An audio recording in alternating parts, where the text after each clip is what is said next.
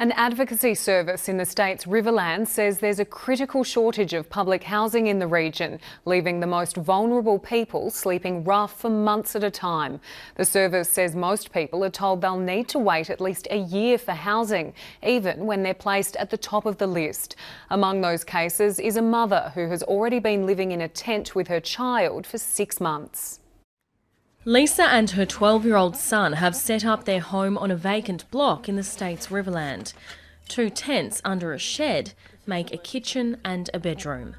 Well, we're homeless at the moment. We've been homeless for about 6 months now. Recently, Lisa was moved up to a Category 1 case by Housing SA, thanks to a letter from a local support service.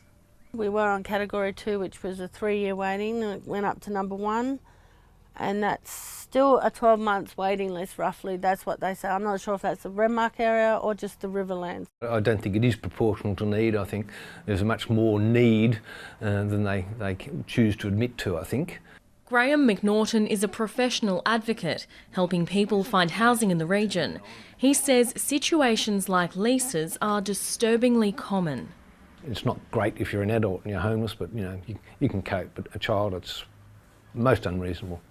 The state government says it's constantly working to improve homelessness and housing services, but concedes it isn't keeping up with demand. Most people on Category 1 get housed within 6 months. It's very hard to meet. We've got about 20,000 people on our waiting list statewide, so we can never quite meet demand. As much as I've got my place set up here with my Christmas stuff and that, but I really would love to have a house by Christmas.